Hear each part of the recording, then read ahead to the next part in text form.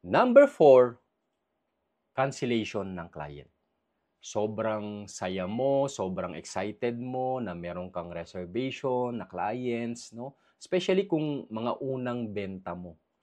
Tapos eventually after 1 month, after 2 months, nalaman mo hindi na pala nagbayad yung client mo o hindi na talaga siya nagtuloy, no?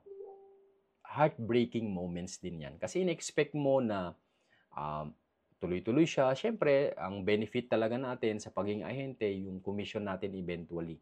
No? Pero pag hindi siya nagtuloy, siyempre wala din tayong makukomisyon, no, doon sa transaksyon na yon. Kaya very heartbreaking moment talaga yon.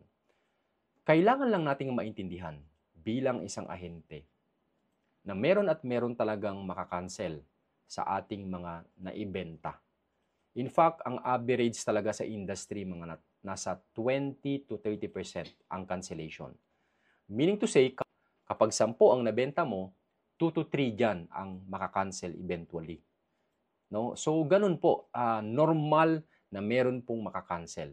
Ang hindi normal, kapag more than 50% ang cancellation, pwedeng tignan mo sa aspeto na baka na-force mo lang, nasobrahan mo ang sales stock, no, doon sa client mismo, hindi mo masyadong na-identify yung actual need niya, kaya mas madaling nagbago ang isip.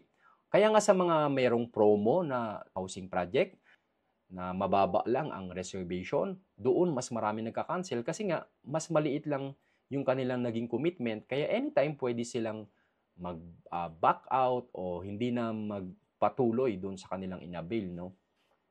Kaya reflection din kung halimbawa more than 50% ang naka-cancel doon sa approach mo pagdating sa mga client. Baka sobrang na-force mo lang silang mag-avail during that time, no?